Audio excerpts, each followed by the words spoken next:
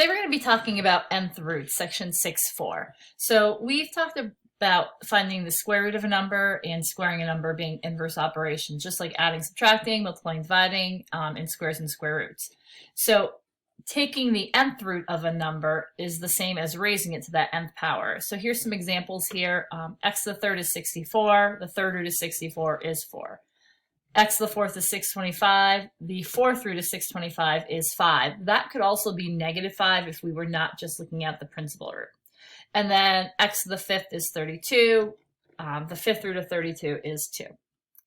So for all real numbers a, b, and c, if a to the nth equals b, then a is the nth root of b. This n here is called our index. This is our radical sign, and that's our radicand. Some numbers will have more than one real nth root. So 64 has 2 square roots, a +8 and a -8. 27, though, only has 1/3 root because 3 to the third is 27. If we did -3 to the third, that would be a -27. So your third roots will not have 2 roots. Now, if there's more than one root, we call the positive root our principal root. If we want it to be negative, we put a negative sign here. And if we want both a plus and minus, we'd have plus or minus. So again, principal root square root of 25 is 5. If we're doing the opposite of the square root of 100, that would be a -10. And then plus or minus square root of 196 would be a positive and negative. And I just like writing the sign like that, of 14.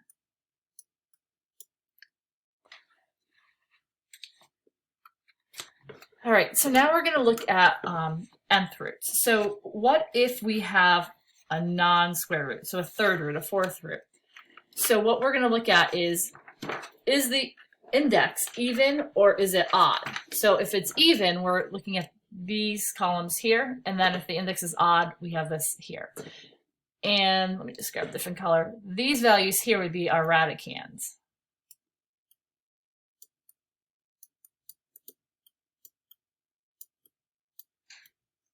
All right, so if it's positive, 0, or negative. So if you have a radicand greater than 0, then you're going to have 2 roots if your index is even. If you have a radicand equal to 0, then any even index would be 0. And then if you're negative radicand, you're going to have no real roots. That's where we have our imaginary numbers coming into play. If the index is odd and you have a positive radicand, you're only going to have 1 positive real root. If it's equal to 0, you have a 0 again. And if you have a negative radicand, then you have 1 negative real root. We talked about absolute value last week, so we're just going to review it again. If we have a square root of x to the second, because this is an even even index, we have x to the first. We need the absolute values there. If I have the square root of x to the 14th, that would be x to the 7th. Again, this is odd when it comes out, so we need absolute value. The square root of x to the 20th, that'd be x to the 10th. 10 is even. We don't need to worry about absolute value. When we have third roots, we don't have to worry about absolute value at all. And then the fourth root of x to the 12th will be the absolute value of x to the third. Again, this is even. It comes out odd, so you need absolute value. So anytime you have an odd index, you do not need to worry about absolute value. So our first example, the square root of x to the 25th. I'm going to break that down as x to the 24th, and then x.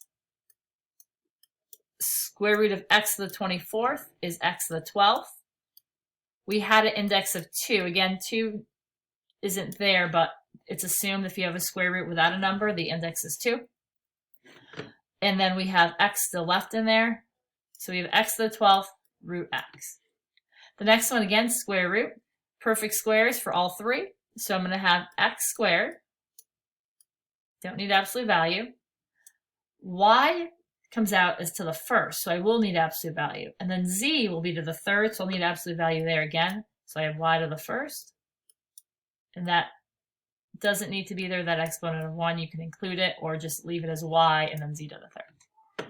Our last example, the fifth root of x plus 2 to the fifth. Again, this is odd. We don't have to worry about absolute value. So the fifth root of x plus 2 all raised to the fifth. Those undo each other, so we just get x plus 2.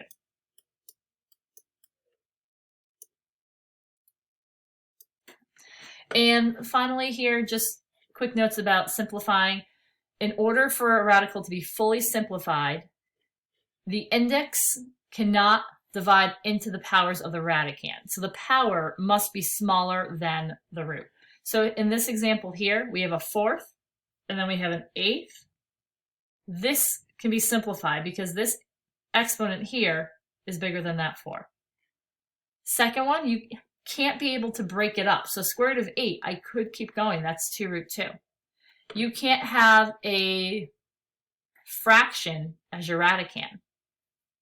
So you'd have to break that up to square root of 1, which is 1, over the square root of 2. But then you'd have to get rid of that root 2 in the denominator by rationalizing it. And then finally here, there's a radical in the denominator, so that's not simplified. So let's try some of these out and see how we do. So this is the third root of a negative 8x to the third y to the fifth. So since it's a third root, we're going to try to break this down so that we have cubes. So I'll have a negative 2 to the third power. And then x to the third is good as is. And then y to the fifth, I'm going to make as a y to the third. And then a y to the second. Now our cubes, I'll underline these in a different color here, would be, oops, I guess it's not a different color, but that's okay. These 3 items right here.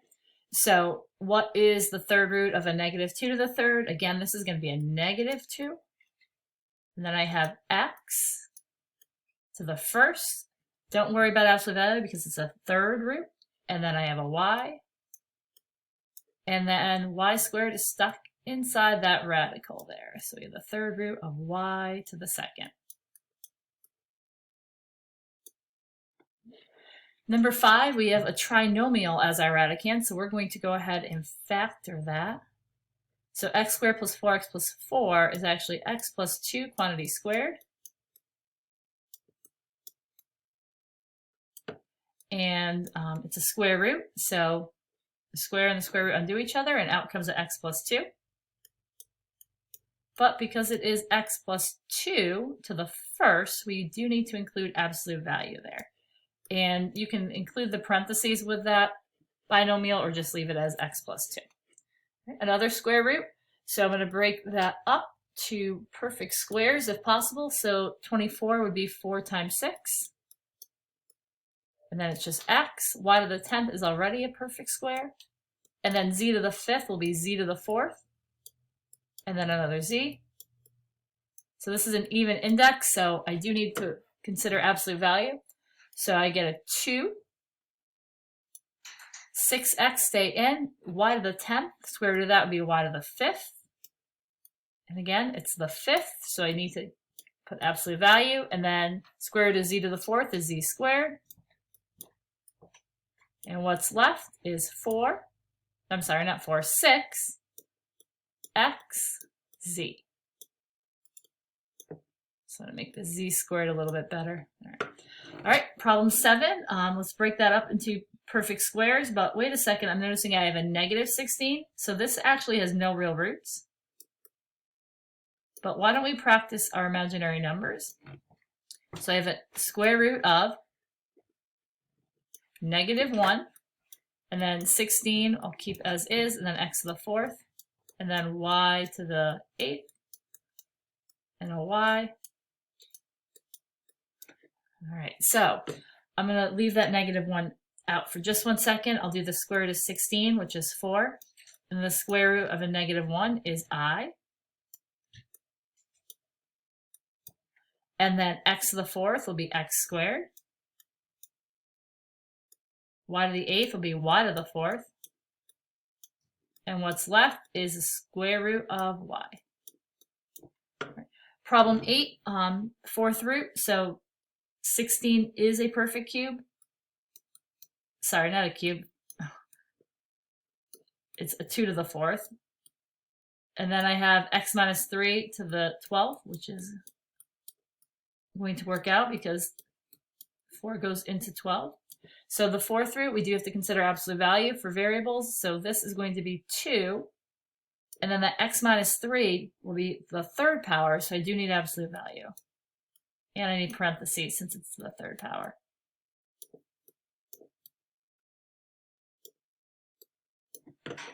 Number 9, it's a negative root we're looking for, and it's a square root, so this will be coming out to the second power. So it's the opposite of x to the third plus 6 squared. Just a few more here. This is looking for the positive and negative. So we're going to have plus or minus 6. X to the 11th would be x to the 10th in x. So that will be x to the 5th. Again, 5th power, we had a square root. We need absolute value. And then y to the 4th comes out as y squared. And then we have root x. 11 is the 5th root. 243 actually is 3 to the 5th power. You will get better at knowing those. And then this is fine because it is 15. So we get 3 and then x plus 2 to the 3rd power. And then this last one here, it's a 3rd root again. It's a negative 64. So that's going to be negative 4. These are both multiples of 3, so we just go ahead and take the cube root. We get x, or x to the 1st, and then y to the 2nd. Again, odd index, so we don't have to be concerned at all about absolute value. Hopefully you did pretty well understanding that, and let's see how you do on the practice later. Take care.